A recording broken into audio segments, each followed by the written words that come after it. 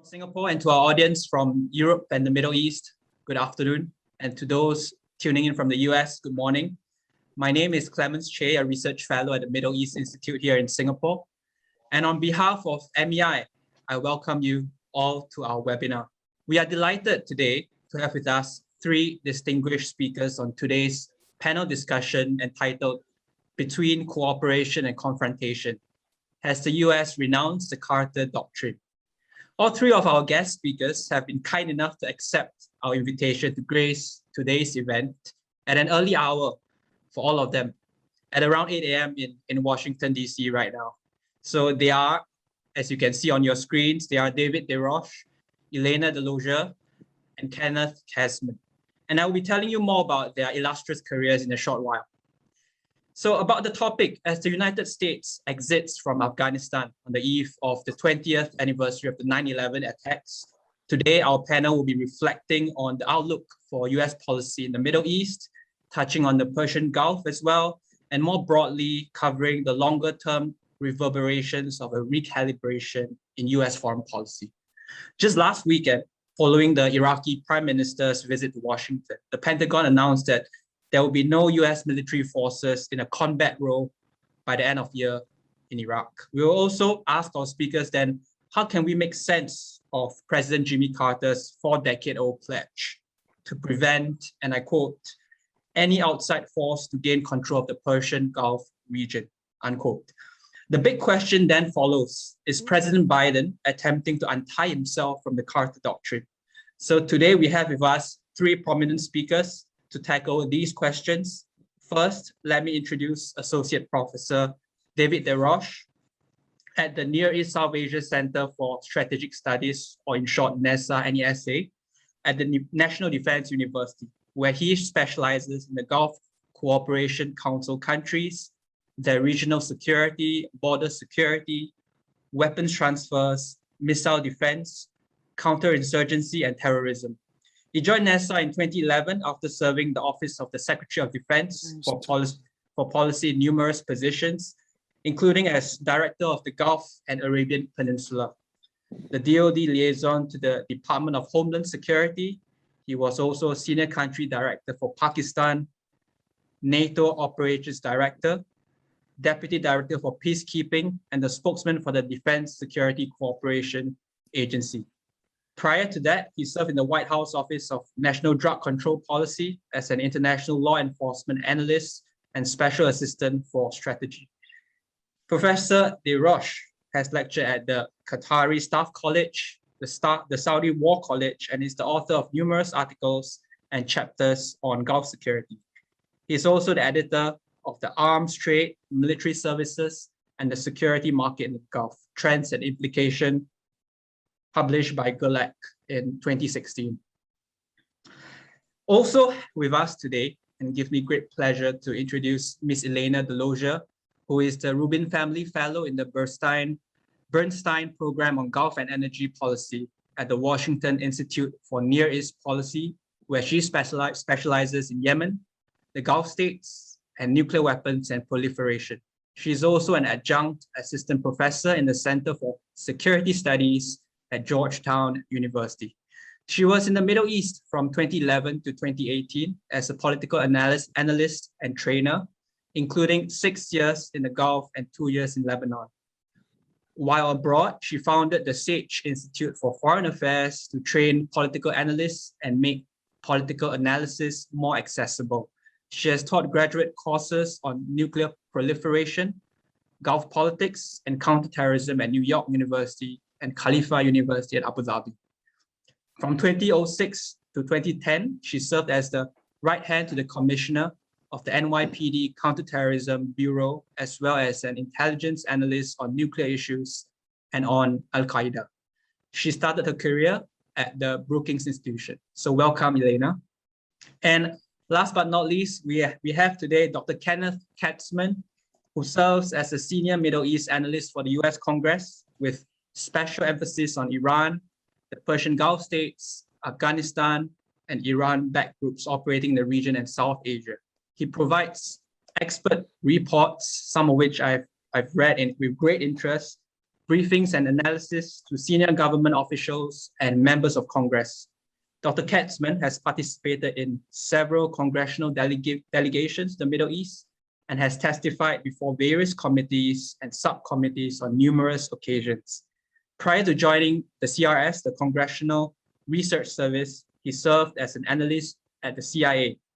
His work has been featured in various publications, including a book entitled The Warriors of Islam, Iran's Revolutionary Council, published by Westview Press in 1993.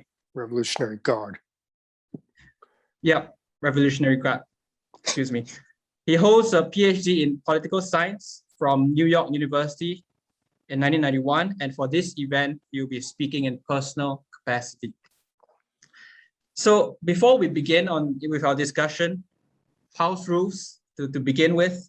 For our audience, if you have any questions, please put forward your questions in the Zoom chat box. You can type them. We'll be following a dialogue format for today, so we'll be firing questions at our three speakers and going back and forth. So we shall now begin our discussion by zooming in on the US role in the Middle East. Given the recent news, it appears that the driving rationale for the Carter Doctrine is obsolete, but the US still plays an important role. So given the lowered appetite for foreign entanglements, can or will countries in the region, apart from Israel, still look to the US as a security guarantor? That's our first big question of the day, and we shall start with our first speaker, Dave. Dave, the floor is yours. Thank you, Clemens. And I just want to point out, as for the small disagreement between you and Ken, the Revolutionary Guard and Revolutionary Council are becoming one and the same. So perhaps we're just prescient. It's an honor to be here. I have to point out that my remarks also do not reflect the views of the U.S. government. This is my contact information, and I tweet out all of Elena's and Ken's stuff. So if you want to follow them, that's a good way to do it. There's my Twitter. I'm going to talk about the Carter Doctrine going back to base sources. And the reason is there's this concept known as accretion. As time goes on, things are either gain substance, gain issues, like we all have gained weight in COVID, and basically they're assumed to mean more than they actually mean, either because of practice or because of assumptions. And I think that's the case with the Carter Doctrine. So let's, I think it'll be illustrative and a good basis of discussion if we go back and look at what the Carter Doctrine actually is and what it has meant in practice in the past, because I think that's not properly understood. Next slide, please. So when the Carter Doctrine was enunciated, this was pretty much the U.S. view of the world.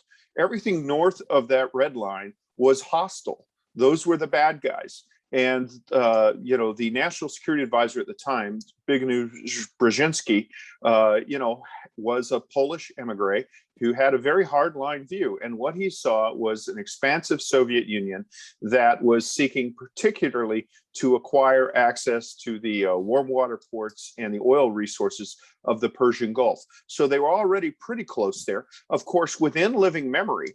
And the time of the Carter Doctrine is roughly within 5 or 10 years from us, as the end of World War II was to the Carter administration. The Soviet Union had occupied northern Iran, and the U.S. and Britain occupied southern Iran. At the end of the war, the U.S. and Britain left. The Soviet Union did not initially leave, and it took some bare knuckles negotiations of a kind that the U.S. was able to pull off when we were the only nuclear power in the world to get them to leave. There was actually, talks of setting up a separate Soviet state in Gulistan. So this was the worldview that was prevalent when the Carter Doctrine was enunciated. Next slide, please. Of course, then you had the Iranian Revolution, and nobody knew which way that would go. But again, we look at it with the benefit of hindsight.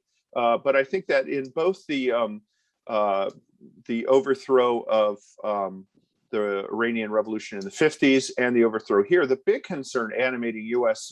policy was not Islam, was not an independent Iran. It wasn't even an Iran that was socialist, but not allied with the Soviet Union the way, so for example, Yugoslavia was. It was that this revolution was just a cat's paw for a communist takeover that would give all of this there. And that fear was constantly in the background. And again, bear in mind, the national security advisor was a Polish emigre, so he had kind of seen how this plays out in places like Czechoslovakia, where you had initially a democratic government that was then overthrown. So there was a concern about that.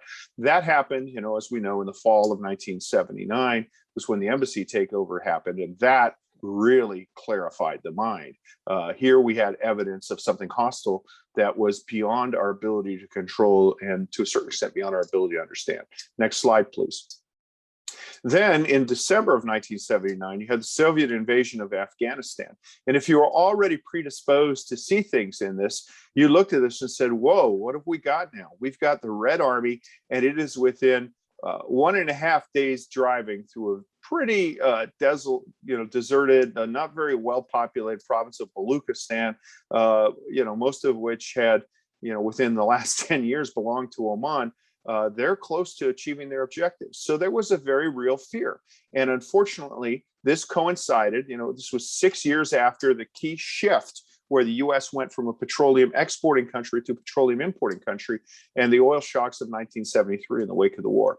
So when you see this situation here, you don't see a threat of localized control. You don't see a threat of local revolutions. What you see is monolithic communism impinging on countries that are newly independent, that are very fragile, that don't have well-developed militaries or state institutions. And that's the worldview that was animating the declaration of the Carter Doctrine.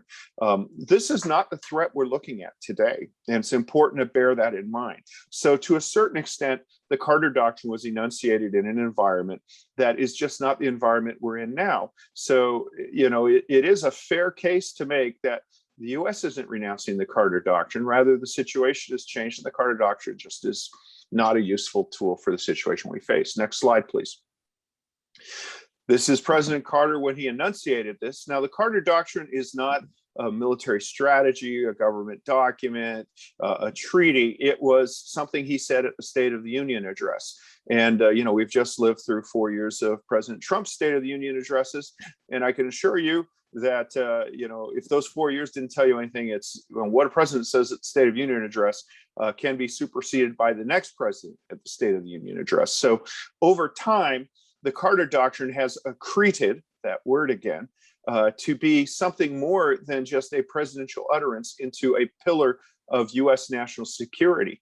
And I think that, precedent does have some weight, but this idea that it is on a par with, say, Article 5 of the NATO Treaty is mistaken. And in practice, I think a lot of Middle East analysts do treat it as the equivalent of Article 5 of the NATO Treaty. Next slide, please. So let's talk about when it was exercised. And of course, the most notable exercise was the mobilization of US forces to expel Saddam Hussein from Kuwait. It is not generally recognized just what a closely run decision that was. If Saddam had done it a year later, about half of the US forces there would not have existed. They were units that were being demobilized in Germany. And indeed, some of these units, a lot of these units returned from Desert Storm to Germany and then demobilized, cased their colors, and evaporated. The vote in the Senate to go to war was 52 to 47. And a number of important senators opposed going to war to restore Kuwait.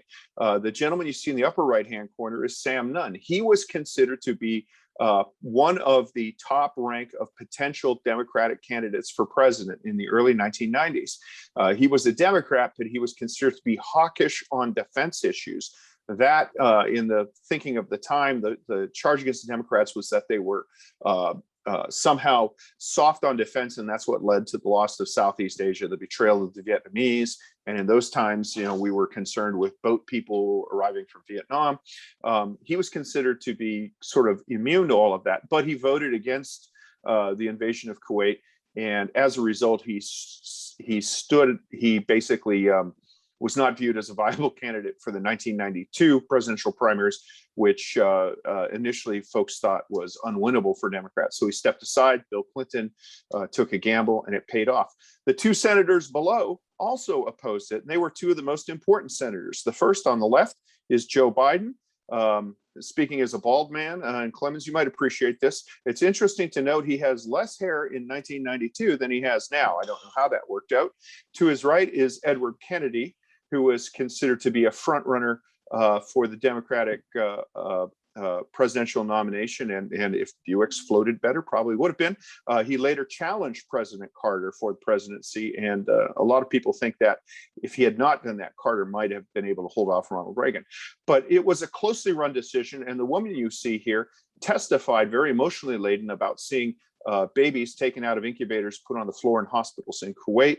Later on, it was discovered that she was actually the daughter of the Kuwaiti ambassador to Washington, and it is become on the left, on the fringes of the left, an article of faith that her testimony was false and was coached by the consultancy firm of Hill and Knowlton and used just to sway that vote. So the point of this is it was a very closely run decision. We now have this idea amongst ourselves that any invasion of a GCC state leads to an automatic US response under the Carter Doctrine, but that is not the case. Next slide, please. This shows Bahrain in the aftermath of the Arab Spring. The Arab Spring was really the second test for the Carter Doctrine. And what happened was you had protests amongst all of the Arab states, to a greater or lesser extent, mostly to a lesser extent in the Gulf, with the exception of Bahrain.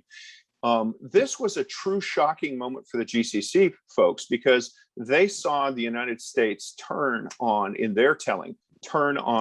Hosni Mubarak just because a couple 100,000 hippies were hanging out and tweeting each other in Cairo. And in discussions with senior leaders, many of whom don't speak English, it's remarkable that they all use the same phrase in English: threw Mubarak under the bus. The test for this was in Bahrain, and I don't think Bahrain ever formally applied for help, but it was clear that while the Bahraini protests were, I believe, the cause of internal problems, they were challenged and they were championed by Iran. Held a conference in Tehran explicitly calling for the overthrow of the royal family. And since then, there have been numerous seizures of Iranian weapons and agents in Bahrain. The picture on the lower left is the result of one of those seizures with explosives, narcotics, weapons. IEDs, you can see that to the lower right of the yellow thing there are copper plates for off-road IEDs, which have been exported from Iran to Bahrain. Yet the United States doesn't take action against those. They call for the Carter Doctrine, but basically the enunciation of the Carter Doctrine that our Gulf partners got was, well, we are committed to preserving your integrity against overt invasion. We are not committed to your regime, and you need to embrace democratic reform. Of course, the response to that is what you see in the lower right-hand corner. This is the Saudi National Guard moving over the causeway into Bahrain, and the initial mass protests were contained by the Bahraini security forces while the Saudi National Guard was in a reserve position elsewhere on the island. Next slide, please. The third test I'm going to talk about is, of course, the attacks on oil refineries in Abqaiq. And I know that our Saudi partners were very, very concerned by this and were expecting some sort of kinetic response, basically a similar drone or missile attack against Iranian infrastructure. When that didn't come, there was much muttering, and you can read it in the Saudi press, the Arab press, and in English language analyst press about how the Carter Doctrine has been renounced. We're not doing the Carter Doctrine. There had, of course, been, there are now reports that there had been an aggressive cyber operation against Iranian infrastructure, which paralyzed large portions of the Saudi grid. But, it's not the same thing. And whatever we know in our minds, cerebrally, viscerally, somehow cyber is not seen as manly. as missiles and bombs. And so I can tell you that, well, we all know that there was a lot of discussion of the Carter Doctrine. Has it been renounced? So let's move to the next slide and read what the Carter Doctrine actually is. This is what President Carter said at the State of the Union address. I'll give you about 10 seconds to read it. Okay. Next slide. So I highlighted what I think are the key elements here in red. The first thing is that the Carter Doctrine was only against an outside force. So if you take it at its face, that would exclude, for example, Iran. Now, why did he say outside force? I think it's pretty clear that what it was concerned about was the Soviet Union.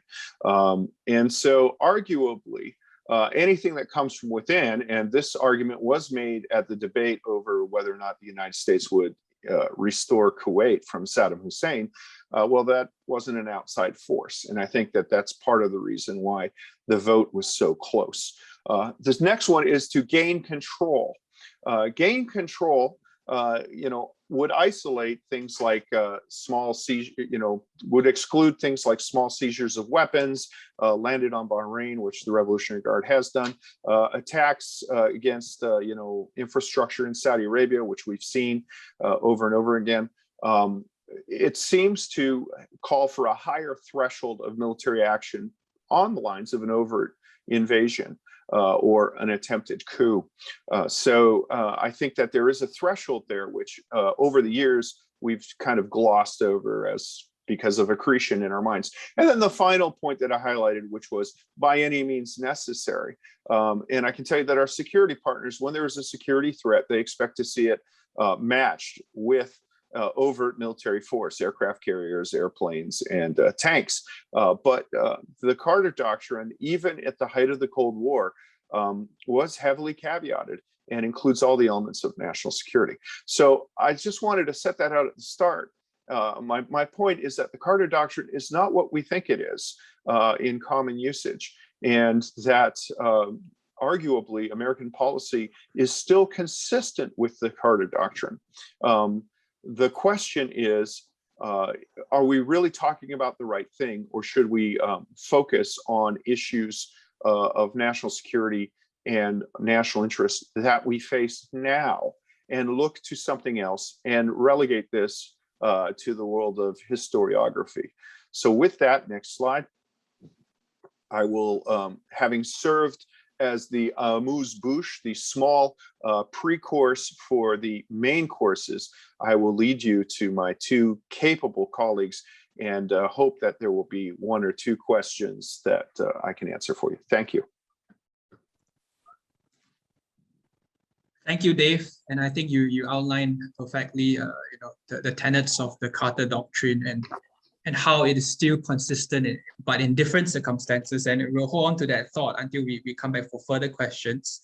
You talked a bit about national interests, and I have in mind also other questions about military capacity versus capabilities, but we'll come back to that again. So before we come back to other questions, let me hand over to Elena Delozier to talk a bit about the Carter Doctrine as well, and how it touches on the Persian Gulf affairs.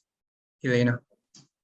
Sure. So I'll just make some introductory comments, but then the Q&A will be, you guys can let us know what you're most interested in hearing about. But I think from my perspective, thank you, first of all, to David for laying that history out. There is no one better to do that for us. And I think that history is really important. If we think about how people think about the Carter Doctrine today, what they're really saying is that they feel as though the U.S. is sort of psychologically withdrawing from the Middle East. And as part of that kind of psychological withdrawal, the concern is, who provides security to the Gulf states, who provides security for oil exports, that kind of thing.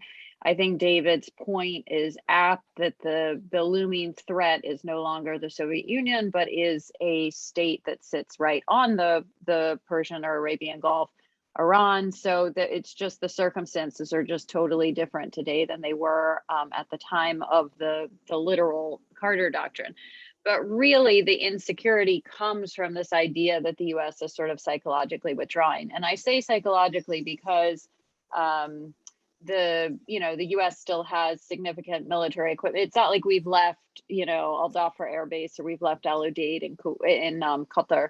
And so, physically we still have a military presence, we being the US in the region, but there is sort of a psychological withdrawal. And that's been happening for a long time. I mean, this is a post-Iraq war sort of malaise and a fatigue of the Middle East and all of that. And so it happened not only under the Obama administration, but then Trump, and now still under Biden. And the Gulf states have really reacted to that. They've felt this for a long time. I mean, when I moved to the Middle East in right when the Arab Spring was breaking out, I mean, this was already a conversation at that time. And so the Gulf states have reacted to that, at least some of them, by sort of deciding that they need to protect themselves a bit. So you've seen the UAE moving into the Red Sea a little bit more. Now that's changed in the last 6 months, and we can talk about that in more detail. But essentially, there's been this idea by the Saudis and the Emiratis that we need to protect the western flank of the Arabian Peninsula sort of ourselves. And so there's been a lot more activity in the Red Sea.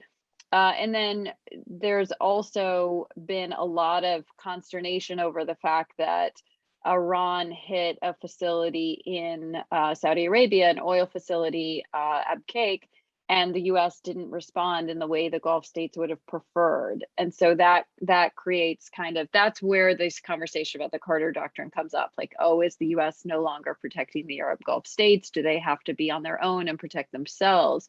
And they're asking themselves those questions. And then finally, I would just say the Yemen war is another example of where this kind of comes up, because, the United States sold weapons to the Gulf states for, something like 70 years. And for the most part, they never used them. I did my graduate work in the early 2000s on Saudi Arabia. And there's a line in my thesis, which about 3 people have probably read, in which I say something like Saudi Arabia is said to have more planes than pilots, meaning that they literally bought more aircraft from us than they had trained pilots. And this was in the 80s and the 90s. And so the idea was they used to just buy tons of equipment, but they never used it. And the Yemen war is an example of where one of the Gulf states decided to use the equipment that the US gave them and enact a war in a country and not really give the US much advance notice. And so that's created a real dilemma for the United States that we just haven't really had to deal with before. And the question is, as we quote unquote psychologically withdraw and the Gulf states decide to take care of security on their own, they're going to do that in their own ways. And you start to have conversations about, well, they're not, NATO capable. So we don't mind France going into a place like Mali because we know France is going to, follow NATO-like rules. But when Saudi goes into Yemen, we're not sure that Saudi has the same rules of engagement that the United States would have. And yet they're using our weapons that are stamped, made in the USA. And so these are dilemmas that we just genuinely haven't had to deal with before. And this is kind of what happens when you start to withdraw from a region is the chess pieces sort of move around a little bit. And I think that we're all trying to figure out kind of what to do with that. And of course, there's a whole conversation in the Gulf, which probably my colleagues can talk about more than me, but about creating some sort of NATO-like might be too strong of a word, but some sort of system where there is consistent rules of engagement. I'm not sure with the Gulf rift, which is, allegedly over, but still simmering underneath. I'm not sure that that's going to necessarily happen overnight. And so this dilemma, is going to continue to exist. And it's something that we're really grappling with. Thanks, Elena. And we'll come back to a few questions on Yemen and the Red Sea. But now I'd like to pass it on to Kenneth to tell us a bit more about, Kenneth has written a million congressional reports, I guess. And I'd like to ask, really, across the different presidencies, in the US, how could we make sense of President Biden's current policies towards the Middle East. And there was some talk about this being an Obama 2.0, and of course there was discontent among the Gulf states about the Iran's nuclear program and how President Obama handled it at the time. So how do we make sense of President Biden's current policies? Thank you. Well, it's refreshing not to talk about Iran sanctions for once, but it's an evolution. I mean, what I would say about the Carter Doctrine is let's remember Jimmy Carter was being accused of being weak and vacillating on foreign policy. The Shah fell while he was, president, and there was a tendency to want to look strong and to counter that criticism.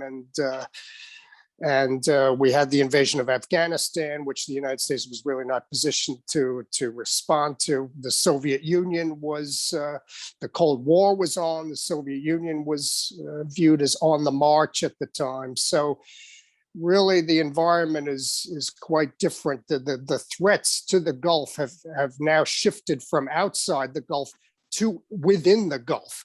Saddam Hussein. He basically won the Iran-Iraq war with some degree of US help. Let's not forget that. And he proceeded to build very large weapons of mass destruction programs. And when he invaded Kuwait, there was a real fear in the United States that the United States could get into a war that could be quite deadly for United States soldiers. And so I think that could explain perhaps, that there was not a big cascade to go to war to push Saddam out of Kuwait. But President Bush made the decision to go, and it ultimately was successful. But that was not a given, when the war started. So there was some trepidations about having that war to begin with, but it did work out, obviously. Now, with the invasion of Iraq in 2003, Saddam was removed. Iraq is sort of fragmented, very weak militarily, not a strategic factor in the Gulf anymore. But Iran is emerging as quite a potent regional power. I've written about this. I've talked about this. Iran's missile force is the largest in the Middle East. We've talked about the strike on Abqaiq, which was, demonstrated remarkable precision beyond what the United States had thought Iran was capable of. That precise and that devastating a strike.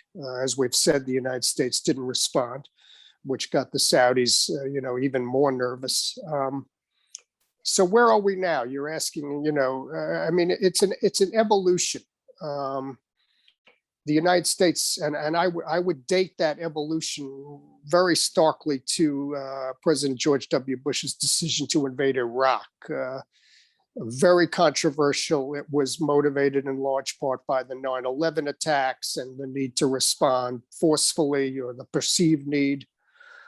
I would argue did not work out. I would argue was a tremendous strategic blunder on many levels. It basically opened the door for Iran to have preponderant influence inside Iraq. There were no weapons of mass destruction discovered. The UNSCOM weapons inspectors had basically taken Saddam's WMD away, so that there were none left.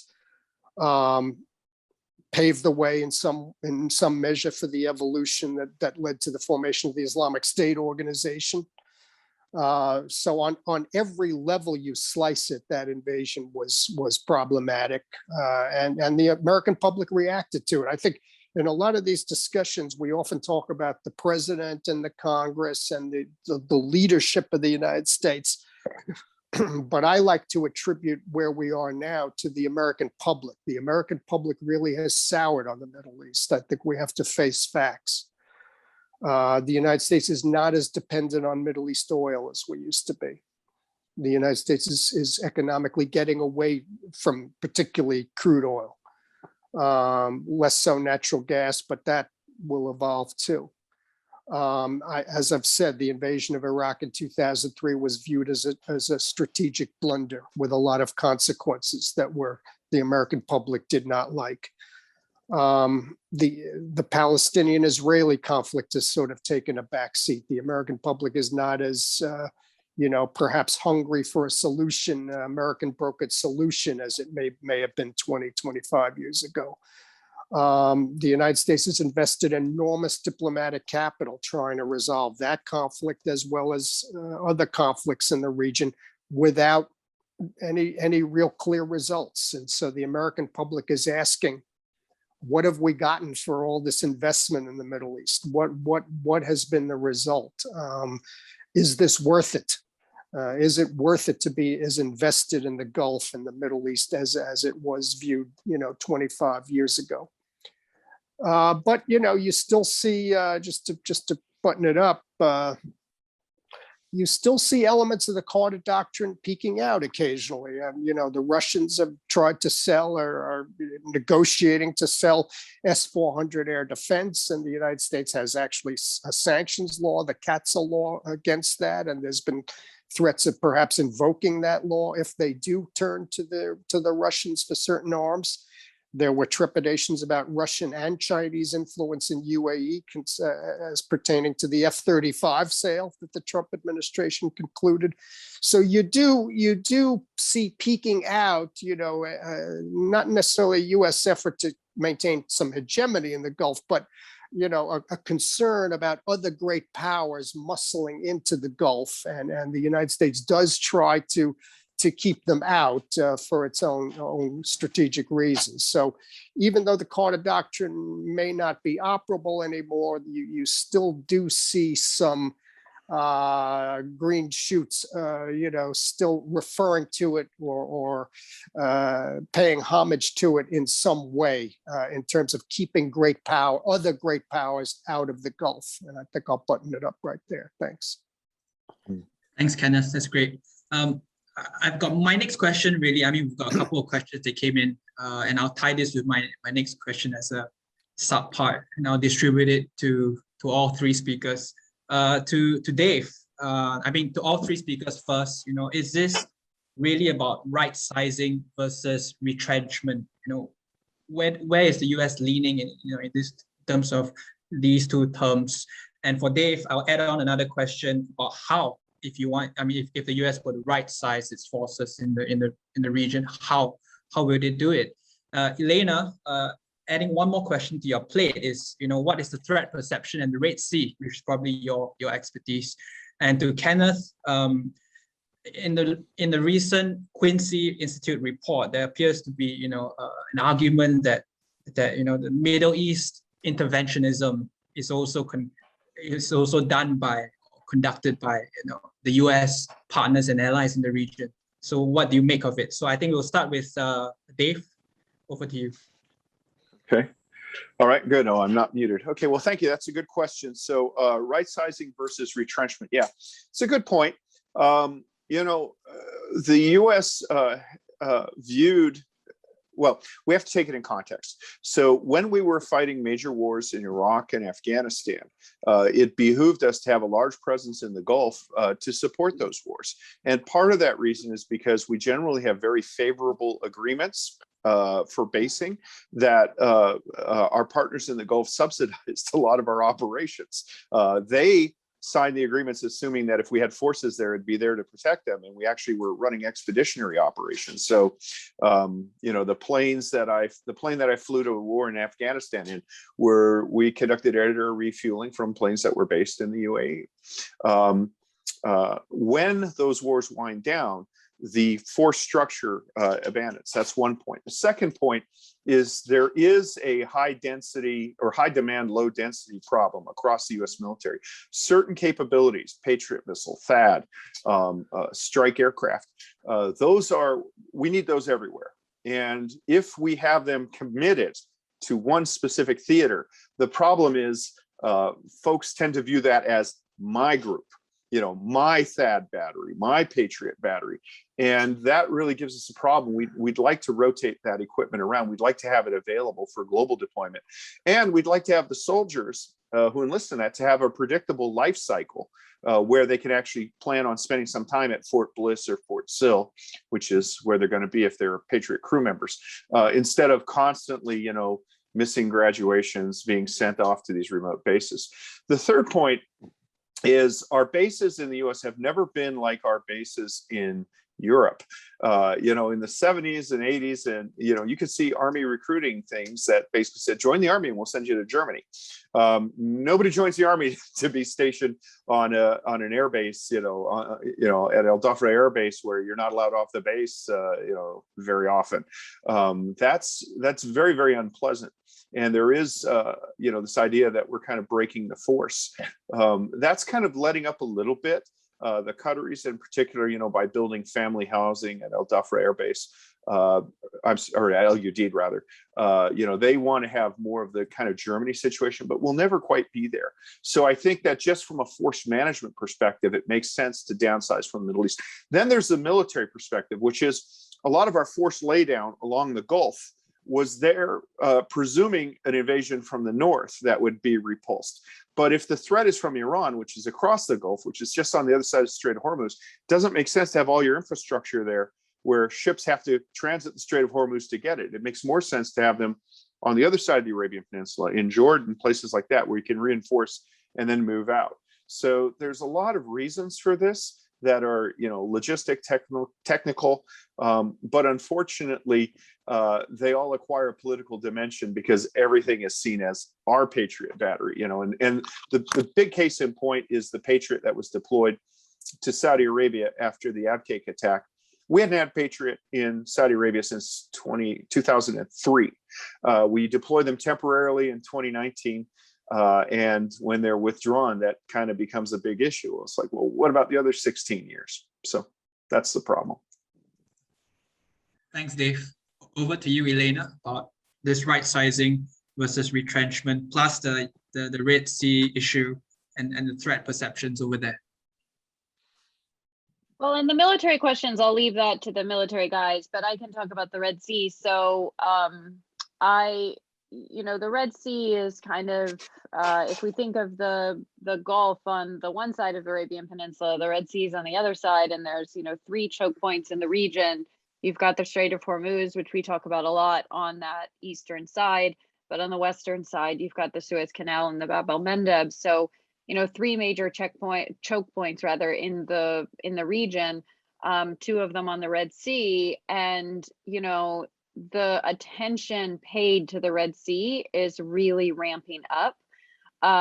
And that's for lots of reasons, some of which are economic. I would say in large part it's driven by economics, but as a result of everybody sort of coming there, and everybody, I mean that you've got 4 or 5 countries based in Djibouti, many of whom then also have, for example, their British troops at the US base, and that, so there's a bunch of countries in Djibouti. You've got China and Russia poking around, Turkey's poking around.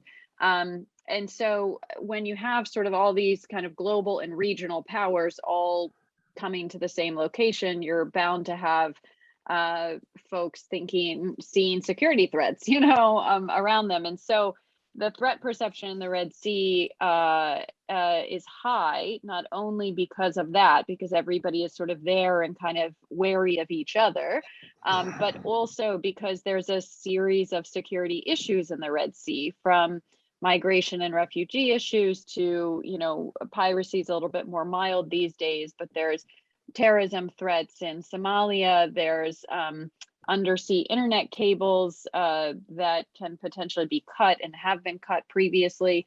And you've got this Iranian ship called the Saviz, although I think at some point they were going to switch it out. But anyway, there's an Iranian ship right off the coast of Yemen that folks worry about. And so there's just a whole bunch of different issues that are kind of coming up in the Red Sea, and those things aren't going to go away because there's a lot of attention in that area. The East African states that are on the western side of the Red Sea are sort of up and coming from GDP growth. Their GDP growth rates are high, their populations are large, and so these are potential future markets And you've got the UAE, Turkey, China, and other countries investing in infrastructure in order to make these markets accessible. And so again, all this attention is going to continue to be in this area. And I know that the US military thinks a lot about these issues because having those choke points accessible is really critical.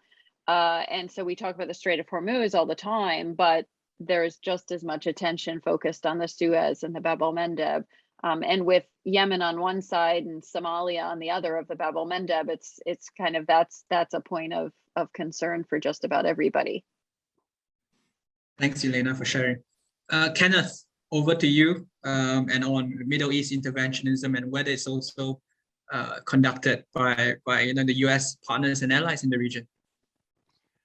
Well, I mean, on the issue of right sizing, that's a matter of circumstance, right? I mean, the United States was trying, the Obama administration was trying to draw down, the Trump administration was trying to draw down in the Gulf, and then what happened? Iran has emerged as what I would argue is a very significant power. Again, I talked about missiles. They're also building up their Navy with their own capabilities, their own construction, weapons programs. They have tremendous reach in the region now. Iran is not just a power in the Gulf; it is now a power in the western side of the Arabian Peninsula and the Mediterranean. Hezbollah, Hamas. Elena talked about the Iranian ship off Yemen. Iran's proxies, Iran's allies, not proxies necessarily, the Houthis, but their allies have basically defeated Saudi. I mean, Saudi Arabia has basically lost the war in Yemen. I think we have to admit that. And Iran's allies have basically essentially won that war. And Iran has a presence. Iran is not withdrawing from Syria anytime soon. Iran is not abandoning Hezbollah anytime soon. So Iran has tremendous reach in the region that it did not have, I would argue, 10, 15 years ago. And it is a very, very significant power. What that means in terms of the United States is that if there was an intent to draw away from the Gulf, probably the United States is going to have to re-engage, in the Gulf to balance out Iran, to be positioned to deter Iran. Remember, now Israel and Iran are in, I would argue, a shadow war that I've written about with the Sufan Center. Israel is now, to some extent, in the Gulf. We have the Abraham Accords with the UAE, Bahrain, and we had the tanker, the attack, the Iranian drone attack just a few days ago. So, when Israel is threatened, there is a tendency of the United States to want to help Israel and help defend it and help, strategically go against any enemies of Israel. So that is inevitably going to cause the United States to remain positioned in the Gulf, and I would argue perhaps even rebuild up in the Gulf to counter Iran. The allies, they're a factor. They have bases, UAE, Qatar, other Kuwait. But as we've seen in Afghanistan, they tend to follow the U.S. lead. If the U.S. leaves, they leave. If the U.S. engages, they engage. They're a factor. I don't know that they're necessarily decisive strategically in the Gulf. They are partners of the United States, obviously. The British still have, a certain amount of sway over, the Sultanate of Oman. And the French are positioned in UAE, as I mentioned. The French have sold a lot of weaponry to Qatar. So they're positioned, but I don't necessarily see them as decisive in a way that I see the decisions of the American, whatever U.S. administration is in office, as decisive in Gulf policy. Thanks, Kenneth. I want to go back to Elena on the Yemen file, and how, and could you tell us how or if the U.S. has pressured Saudi Arabia into of course ending the war in Yemen, and how or if any. I think that the U.S. wanted to pressure Saudi into leaving the war. And I think some of that international pressure was effective in the UAE's choices to leave the war in Yemen, although that's not the whole story. But I'm not sure US pressure was that effective on Saudi. So for years and years, the US was basically saying, come on, let's try to find an end to this war. And the Saudis still thought that there was a military angle or a way of winning militarily. You saw the shift in the Saudi position on Yemen after the Abqaiq attacks. So I think part of what happened there is that the attacks came from the north. Attacks were generally coming from the south, from Yemen prior to that. And so it was suddenly, I think it suddenly felt like we're being attacked from all sides. Right. You know, the military guys in the call can kind of talk more about this, but I think, you know, certain air defense systems kind of point one way. And so there's choices that are made about sort of what threat you're focused on. And they were very focused on threats coming, you know, drone and missiles and that kind of thing coming from Yemen, and suddenly they came from somewhere else. And so and then, as I mentioned before, the US response to that was, in the Saudi view, lacking. And so I think there was a real sense of, wait a second, the threat might actually in the region might actually be Iran. And what you saw after that is some patching up with Qatar started happening. And then also there was this switch in the policy on Yemen. And suddenly it went from the Saudis looking for a military solution in Yemen to looking for a diplomatic solution. The problem with that is that the Houthis have largely have seen this happen, right? Like, they've been watching it just as I'm talking about it. They've seen all the things that I've just said. And so I think the Houthis sort of smell desperation, right? In the sense that they see the Saudis now very much wanting to get out of the war. And the Houthis would love to not give the Saudis a way out, and certainly not a face-saving way out. And so if we bring it up to kind of current day, you know, the Saudis are in a real pickle. They're not really able to put real military pressure on the Houthis in the way that they would like. There's lots of reasons for that. The UAE is not going to come in and do it. The US is not likely going to come in and do it, at least not in the near term. And so the Saudis are in a bit of a pickle, and the Houthis won't let them out. And so they can't, they're even offering more things publicly than they've ever offered before. And just the Houthis aren't taking it. They aren't taking the deal because the Houthis do think they can win militarily. And so we're sort of in this kind of impasse in Yemen. And my view on Yemen is that we need to kind of rethink the singular focus on ceasefire and political agreement, that we're sort of at a stage that we need to think a little bit more broadly about how we can build up some of the sort of muscles around Sana'a. You know, the governance is collapsing in Yemen all around Sana'a. And if you're a business person in Yemen, the lights are on in Sana'a and there's no electricity in Aden. So, you know, there's a real difference between the governance in the various parts of Yemen. And I think that we need to focus a little bit more on creating the conditions for you know, sustainable governance essentially across the country, in addition to trying to find, you know, a way to end the war. But that's the war itself is at a bit of an impasse at the moment.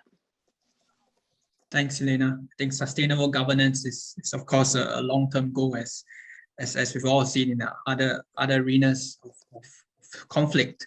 And we've got another question from the floor from Yo Chen-Zhi on I think this question is best directed at Dave. Have contemporary US policymakers overweighted weapons transfers while underweighting broader security and development assistance? Yeah, good question. And short answer is yes, of course. You know, when I was at the Defense Security Cooperation Agency, we had 3.5 floors, and basically the half floor dealt with everything other than big time weapons sales. I used to joke that it should be called the FMSA, for Foreign Military Sales Agency, if there was truth in advertising. It's just easier. people are happier with it. There's a system. The locals want weapons. Our folks want them. But that being said, policymakers in the Department of Defense, Department of State, don't have responsibility for maintenance of the defense base.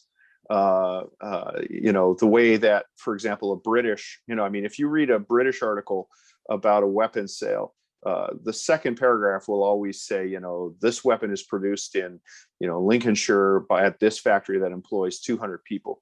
You generally don't see that in the United States. And I know that this sounds strange, but I can tell you that in all my years in the Pentagon, we never had you've got to make this sale because of the factory, or because of jobs or something like that. The United States is, because of our system of government with the Congress, where different committees are only responsive to themselves and departments are responsive to their committees. We don't have that joined up government. So it's not quite as sinister as people think. It's just what they ask for. People still have this 1930s merchants of death thing. Honestly, as a defense policymaker, that wasn't it. It's just that it's easier. It's easier to measure. You can measure aircraft and rifles. It's hard to measure the effect of training and engagement. And what I do now, lecturing at the War College and stuff, is that sort of soft engagement. But I can tell you that the metric of effectiveness for that, it hasn't been captured at Yale University and hasn't been captured at NDU. So it's just harder. So the answer is yes, but it's not as sinister as people commonly assume. Sorry for being so verbose there. Thanks, Dave. We've got another question. I'll keep the questions coming, please, to our audience. This, I guess, Kenneth, you can probably take it, is from Bilal Al-Akras. So the question is, what can we learn from the recent US statement announced by Secretary Blinken that the US will lead a collective response against Iran due to the latter's alleged involvement in an attack on an Israel-linked tanker in the Arabian Sea last week? Thank you. Well, it's hard to predict what Mr. Biden might decide to do. The Iranians have conducted attacks like that before without necessarily a U.S. response. I think this debate within the administration is being fought out, so to speak, in the issue of Iraq. There are some officials who I think want to retaliate more frequently for the Iran-backed militia attacks on U.S. forces in Iraq. There are others who say, let's not get into a tit for tat with Iran inside Iraq. And the Iraqis don't want that. They don't want to be a battlefield. They don't want to be anymore the arena for the United States and Iraq to have a proxy war.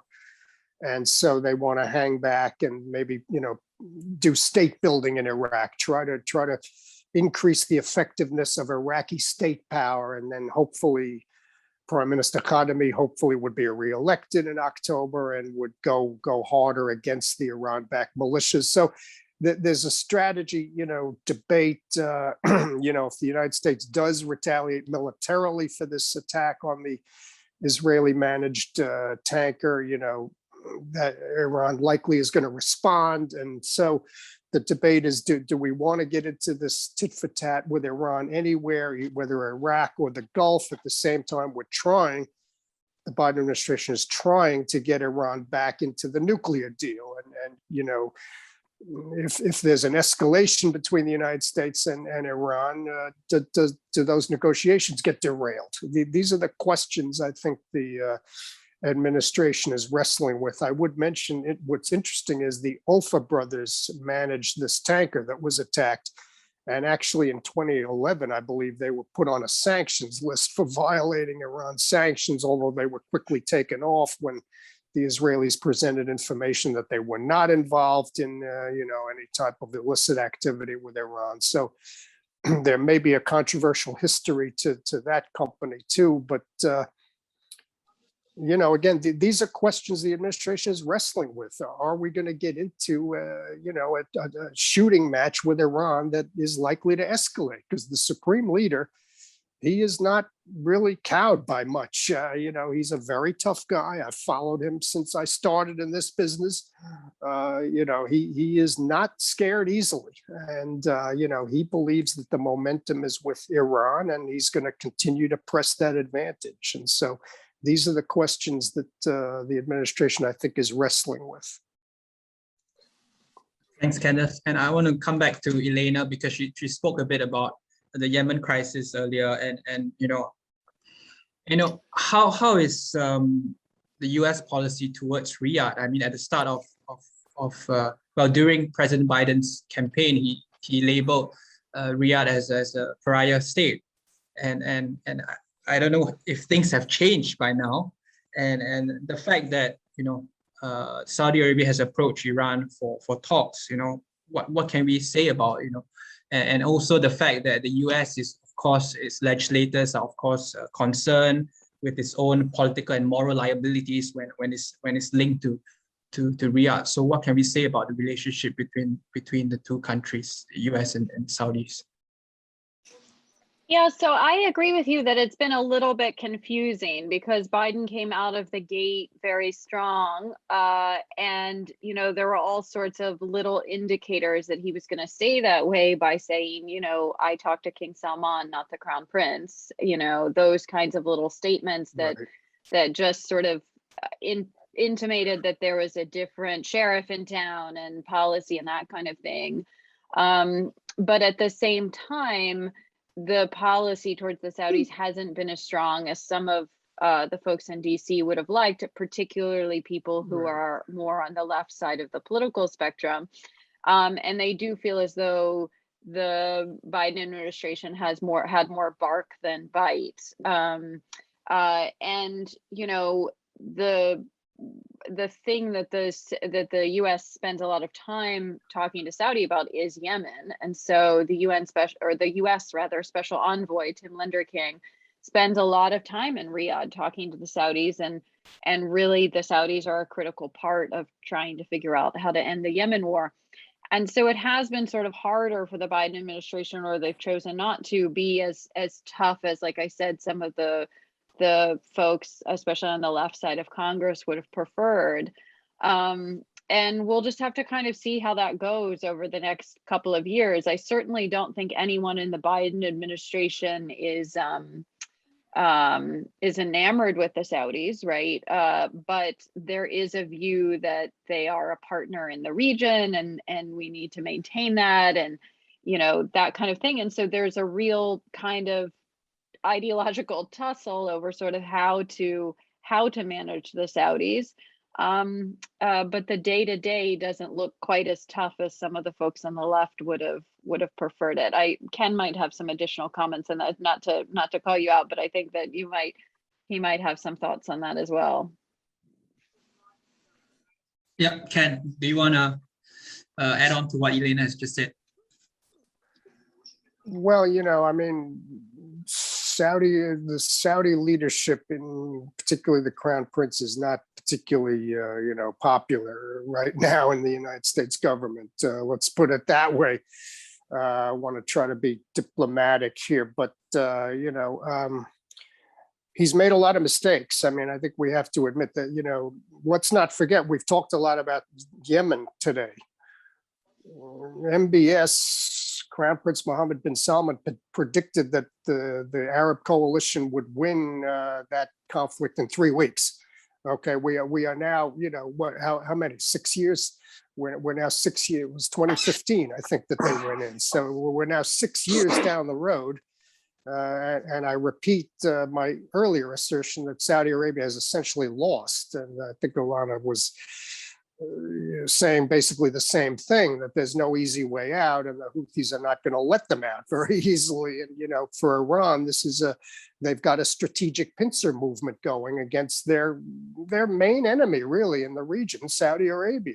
Other than not talking about Israel for now, but in terms of the Gulf, Israel is their main. Saudi Arabia is Iran's main adversary, and they've got Saudi Arabia surrounded. And of course, Saudi Arabia has started talks with Iran to try to calm tensions. And I think that may work or it may not. But, the Crown Prince The Khashoggi affair, nobody in Washington has forgotten the Khashoggi affair. That is not an issue that is going away anytime soon. MBS was not held to account to any real degree, so I would not expect MBS to be visiting Washington anytime. I'm not holding my breath waiting for a visit for MBS to Washington. I really don't think that's going to happen anytime soon. And there's still some, just to throw in on this, because you prompted an idea for me, there's still some outstanding issues, right? The Mohammed bin Nayef is still detained, and there's a lot of US there's a lot of US intel officials who are very concerned about that and have these personal relationships with those folks. And then there's another Saad al-Jabri who is in a lawsuit in the US, and US officials are nervous about what might come out in court. And so there's a lot of issues. And let's not forget the Saudi guys at Twitter that created a stir up. So there's a lot of these issues that are still not entirely resolved. So I don't think the MBS bad behavior issues are necessarily going to disappear from the front pages forever. And so, so I still think it's a little bit of a tricky relationship. But Biden has definitely been a little bit nicer, perhaps, to the Saudis than maybe some people expected.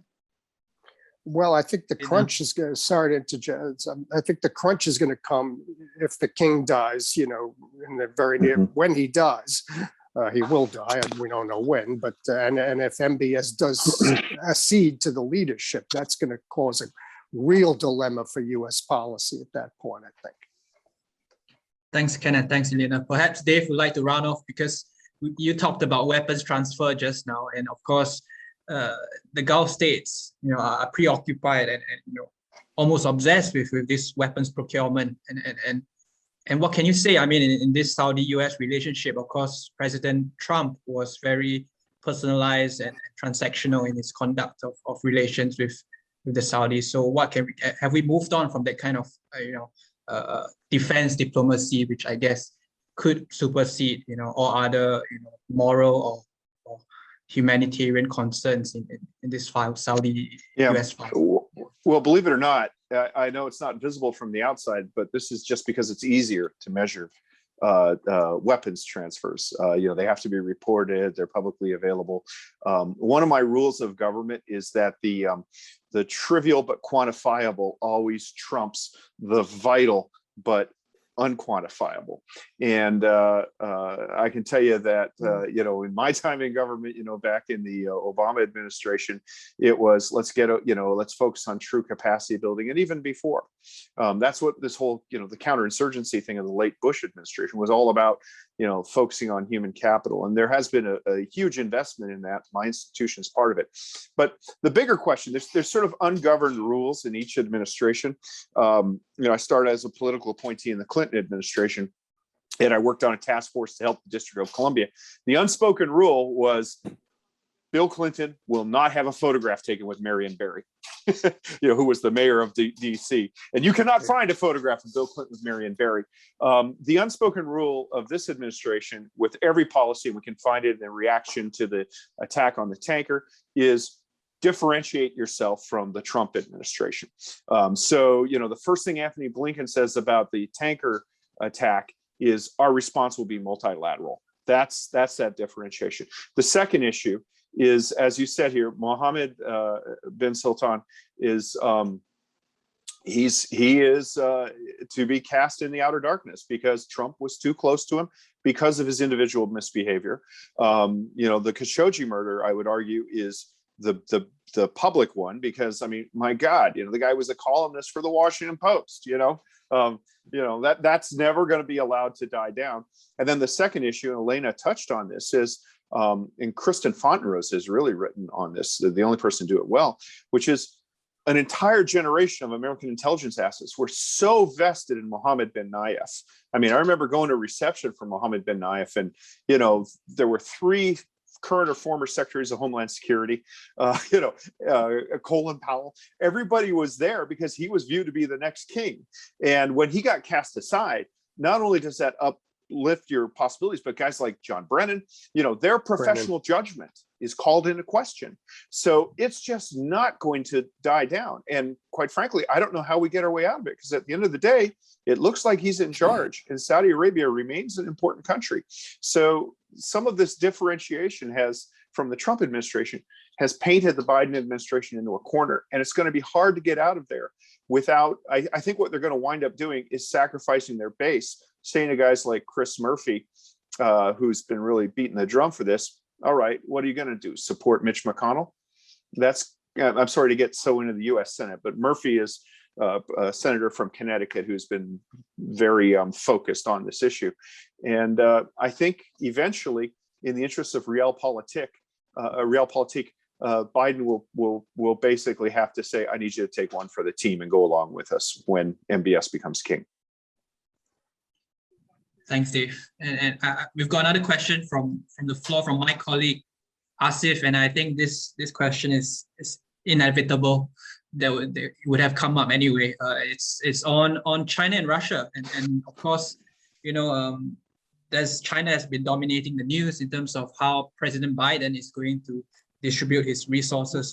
So how can we how do you assess the presence of China and Russia in the Middle East? That's number one. And number two, would a recalibration in US policy, be also, a way of calculating a ramping up in US presence in the Indo-Pacific? So that's the two parts to that question. Perhaps, Ken, you would like to take this on first. Well, it's a difficult issue. I mean, I think the issue, what I would say about it is it gets wrapped up in other issues. I mean, the United States has been at odds with Vladimir Putin. I mean, I don't think that's a secret. And so the US threatening, let's say Qatar not to buy the S-400, or sanctioning Turkey not to buy the S-400. I mean, this is a function of not wanting Putin to continue to encroach on US prerogatives, not only in the Gulf, but elsewhere. It's a function of the US-Russia relationship generally. It's not necessarily specific to the Gulf. I don't think there's necessarily a fear that Russia is all of a sudden going to displace the United States as a security guarantor in the Gulf. There is nervousness, about Russia-Iranian relations. I would say that. I definitely see that hear about that on a daily basis. I mean, Iran and Russia basically has saved Assad's bacon in Syria. I mean, that's clear. And there is discussion now that the UN embargo on weapons sales to Iran expired last October. There is discussion of a big Iranian potential weapons buy from Russia. Not that necessarily that's going to be decisive for Iran if they go ahead with it. They don't have much money to buy weapons. Russia demands cash. China, on the other hand, is willing to extend credit, so that may be an easier supplier for somebody like Iran that doesn't have much cash. But China, again, it gets wrapped up with US-China relations. It's not specific to the Gulf. It's a broader syndrome. Trade issues, cyber attack issues, South China Sea issues. It's not necessarily specific fear of China in the Gulf displacing the United States. It's a function of the overall US-China relationship. Thanks, Ken. Elena? I think China, Russia, as just a broad question, these are, they're very different sort of animals here. I can speak more to the China issues, specifically in the Red Sea. There's some concerns about China ramping up its port and its base in Djibouti and sort of what that means. Right now, China benefits from the US security umbrella in the Gulf, which is exactly what we've been talking about in this conversation. Just in the sense that they don't have to provide a security umbrella for, oil shipments because the US does that. But the question mark, which this whole conversation is bringing up, is does the US do that anymore? And if the US no longer does that going forward, then who steps in to provide that umbrella? Is it the Gulf states themselves? Is it someone like China? And it's not so simple as an answer like, oh, China will just step up and do that, because that's not traditionally how China has operated at all. And there's other folks on this call that will know much more about this than me. But I think those are the kinds of questions that people are sort of looking at. I would add one more point just about China, and you could throw in Russia to this conversation as well as Turkey and lots of other countries. There's a perspective in the Gulf that all of these countries are options for business, for political arrangements, for security arrangements, et cetera. Just whatever needs a Gulf state has, they have a lot of options these days to fulfill those needs. And that's sort of a view that's up and coming in lots of parts of the world. And I think in the US, that's not the view. In the US, there's this view of China as a rival or even an enemy. And that's the sort of lens that's coming out. And if you go to Asia, or you go to the Gulf, or you go to Africa, you find that that's not how people perceive China at all. Of course, they have concerns about China and debt diplomacy, and there's issues, but there's also issues with the Gulf's ATM diplomacy and the U.S. Forcing certain issues down people's throats, as it was described to me when I was on a trip in East Africa 2 years ago. So there's every country that someone might decide to work with has its upsides and its downsides. And what's happening, I think, in the sort of Arabian Peninsula sphere is that countries are seeing lots of options. If we need a telecoms network, or we want 5G, we can turn to the US for that. We can turn to China for that. We can turn to whoever for that. And we're going to consider our options. And there's much more of a perspective that the future is a competitive future. So you start seeing Saudi and the UAE are competing on attracting business and that kind of thing. And that's how the Gulf states are describing the future, is it's going to be a competitive future. And when the East African states kind of come up, they're going to join that competition. And the US is still seeing things in, I think, a little bit more of a bipolar sort of lens, which is just not how the rest of the world is seeing it. And I'm actually curious from the perspective in Singapore how people are seeing these sorts of things, but I'll leave that to you. Thanks, Elena. Dave, would you like to add on? I'll be briefly. Look, the metaphor that Gulf officials use in security talks with Americans is Catholic marriage. For such a Muslim country, they have a fondness for Catholic marriage, and what they view that as is a lifelong commitment. It's actually they have a more positive view of it than most Catholics do, and they prefer, I think, to be allied with the United States for a lot of reasons. A big one is the Foreign Corrupt Practices Act. And I know that with the upgrade of the Saudi Air Force, which was the biggest $60 billion case in 2011, they could have gotten more technology from other partners, but the king at the time was concerned. He didn't want a repeat of the El Yamana deal, where a lot of people got rich illicitly.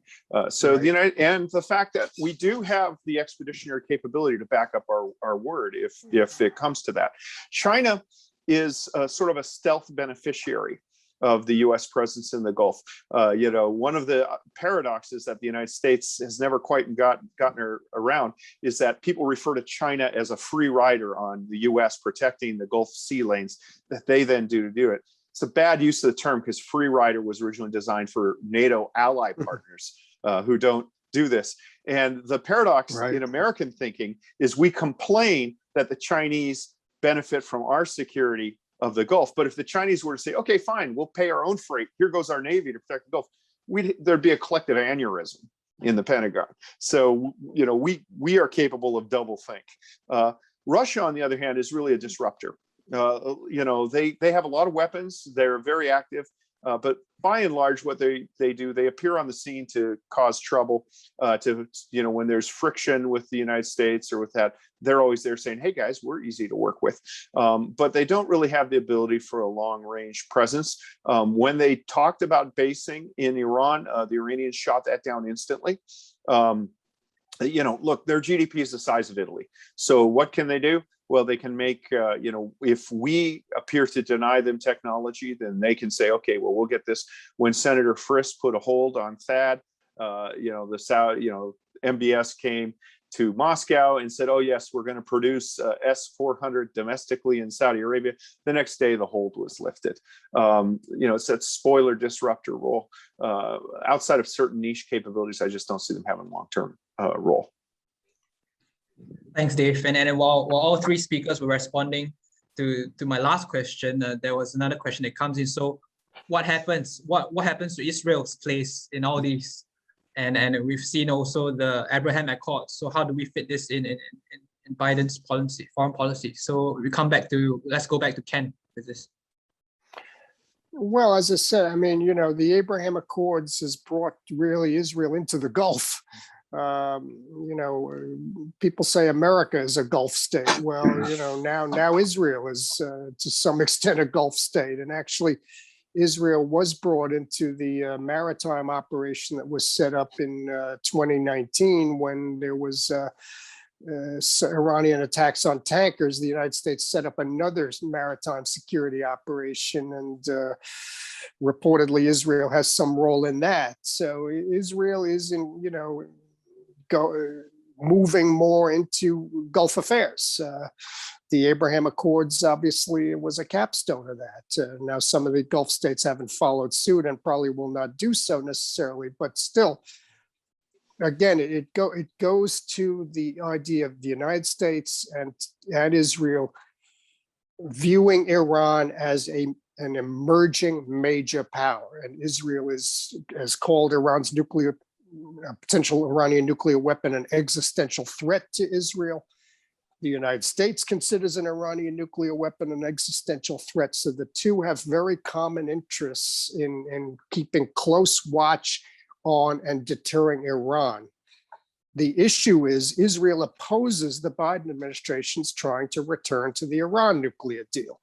And Israel has been conducting some attacks on Iranian nuclear facilities through proxies inside Iran, agents, Confederates inside Iran. They've attacked some Iranian nuclear facilities. If the Biden administration does get and Iran do get back into the nuclear deal, full compliance with the nuclear deal, and Israel keeps attacking, then there's going to be strains between the United States and Israel over Iran. So, all these variables are moving. There are a lot of moving parts to this dynamic, but just let's leave it at, Israel views Iran as an existential threat and views attacking Iran and going hard at Iran as the only strategy available. The United States has a more complex view of the Iran threat than that.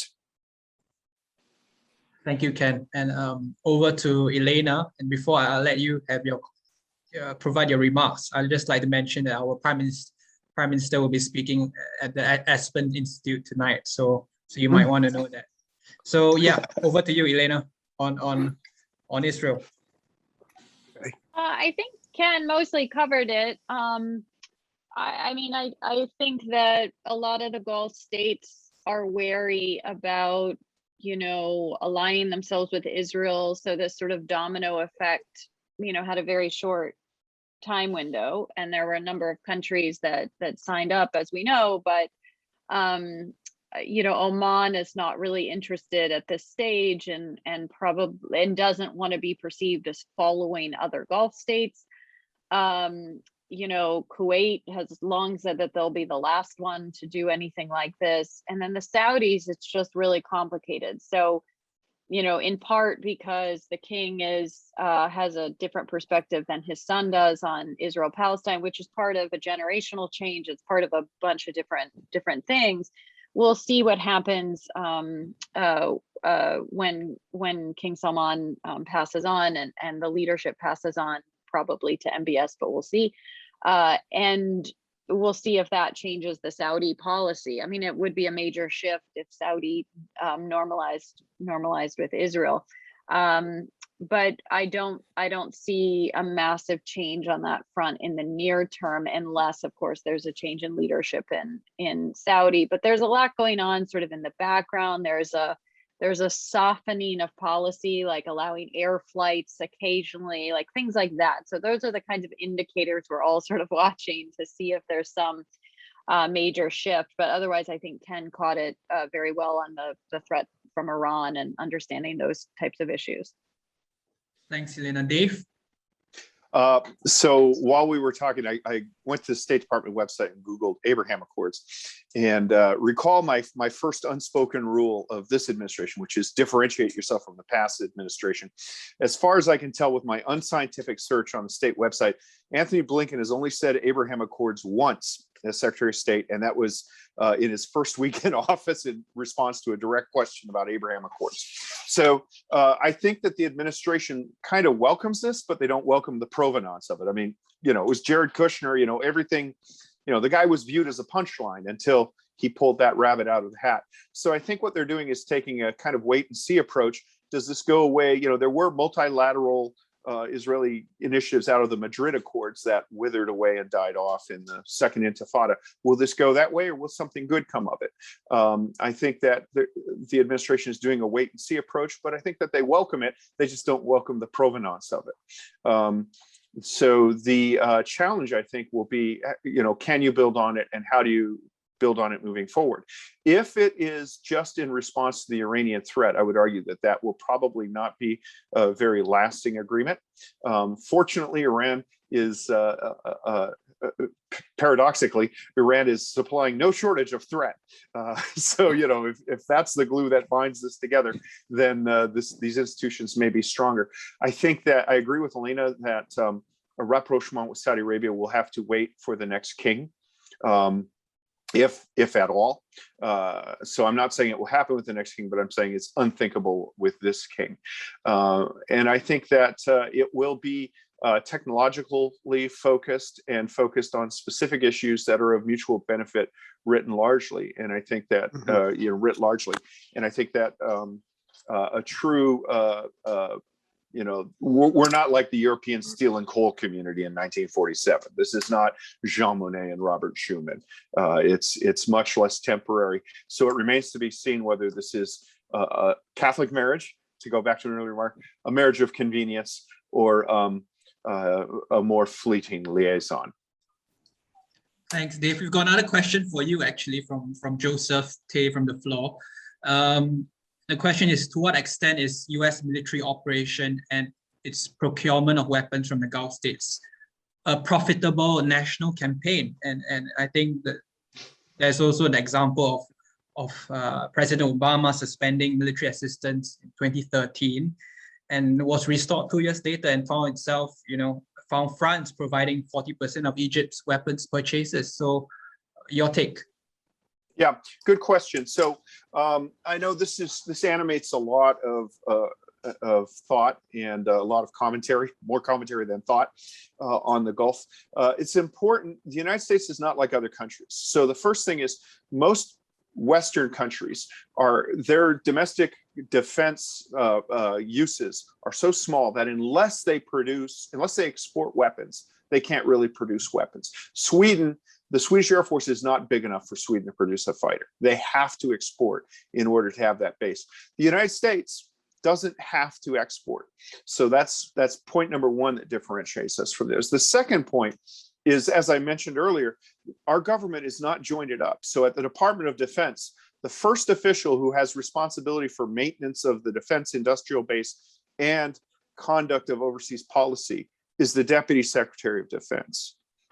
So the Deputy Secretary and the Secretary are the only people in the Department of Defense who have responsibility for both those functions. Nobody on the Joint Staff has responsibility for maintenance of the defense industrial base. They study it, but they don't have a policy role. So it's not as jointed up as people think. People think, well, you had a meeting, you had an arms sales, this was it. So that's point number one. Point number two is the demand signal exceeds the supply signal. People think it's the United States pushing stuff. It's actually them asking for stuff. We say no more than we say yes. The third point is, Trump was an exception. He was the first guy to actually say, oh, look at all these jobs here. That's not normally a consideration for bureaucrats, except in the broadest terms. We don't want this going to another country. But, one of the concerns is that when you have, things like seizures of precision guided munitions, when we stop shipping PGMs to Saudi Arabia, or holding military equipment going to Egypt while the Obama administration determines whether or not, a coup took place. And I think their ultimate determination was that they weren't required to determine if a coup took place, because otherwise they'd have to suspend it. What that does is that causes our security partners to question the reliability of the United States, saying, well, when we're in a moment of need, they might hold up weapons because women can't drive. And so I think generationally, we will see a shift where other countries will hedge their bets with less discriminating weapons suppliers. And that's not necessarily the Russians and the Chinese. So I think it does do damage to us as a weapons exporter. But I also think that the urge to export weapons, aside from what President Trump said, and he said a lot of smack, doesn't really animate our day-to-day defense guidance from the American perspective. Thanks, Dave. We are running out of time, but I'd like to invite all our three speakers to give their closing remarks on this question. And I'd like to go back to, of course, the title of today's discussion, which is the Carter Doctrine. And as Dave mentioned in his introductory remarks, it was given at the State of Union address, but he also mentioned in his speech, President Carter, that, there were challenges in the decades, before the Carter Doctrine was conceived. And he talked a bit about the 40s creating the Atlantic Alliance. He talked a bit about 50s Korea and Korea, 60s, the Cuban Missile Crisis, the 70s, the nuclear arms race. So I'd like to ask our speakers, the 2020s, what do you see the US, what are the challenges for the US in the Middle East, going forward for the 2020s? So Ken, we'll start with you.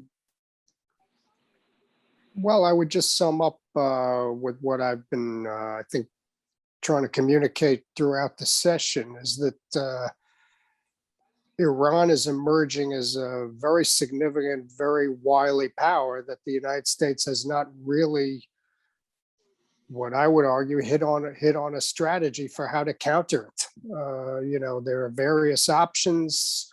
Many of them have been pursued through successive administrations throughout since the Islamic Republic was formed in 1979, and really none of them have really worked that effectively. The Iran nuclear deal did contain Iran's nuclear program temporarily, but then, obviously a next administration felt it was unwise and exited it. So I think the 40 years later, more than 42 years after the Islamic Republic was formed, the United States is still searching for a strategy, and now Iran is becoming progressively more powerful. So the Carter Doctrine, maybe it was buried, maybe it withered away, but now it could come back.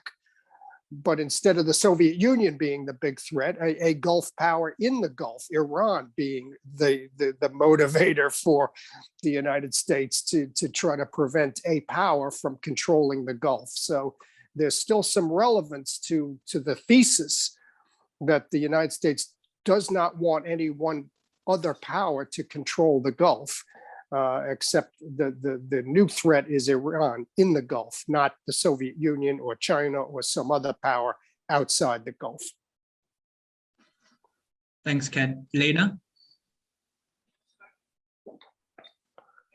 I think the thing to kind of keep an eye on is just how many players there are today in this sort of soap opera that we're talking about.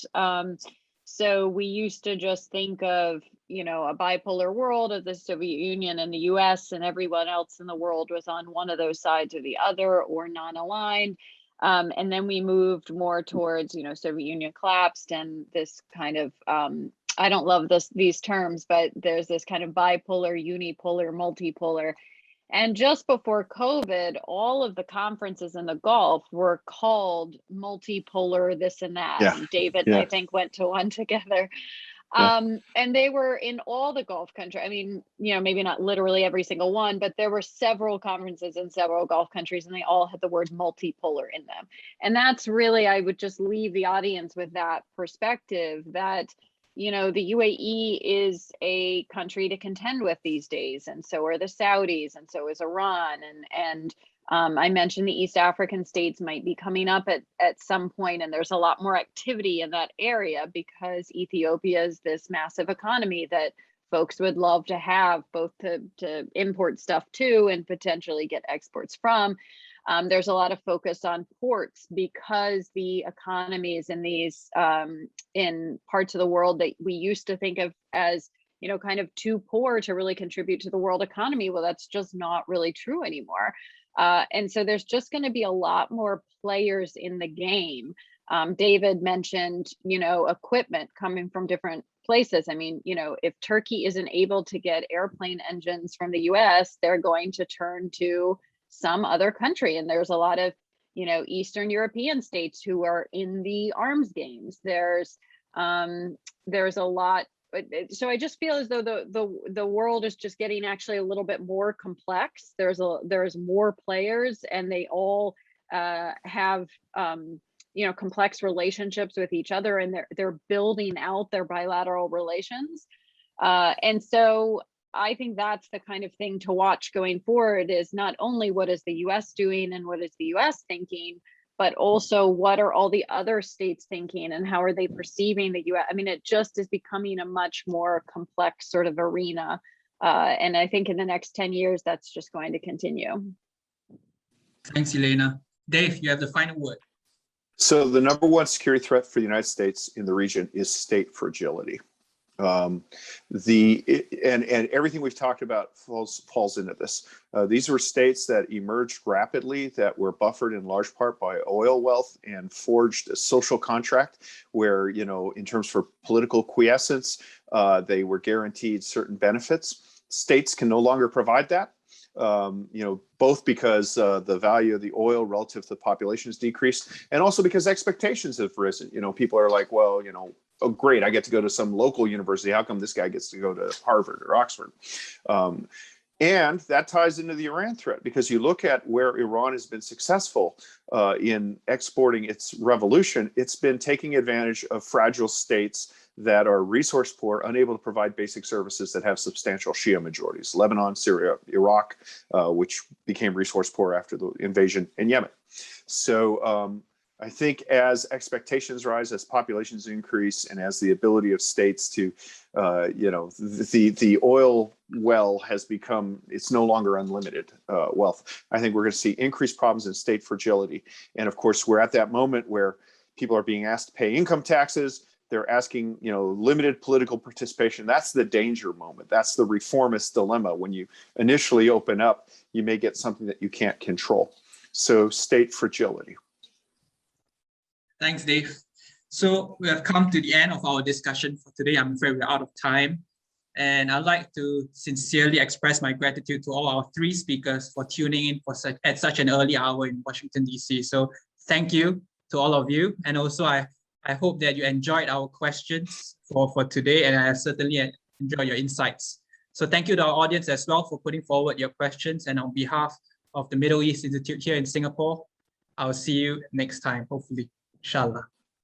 Bye. Bye. Thank you.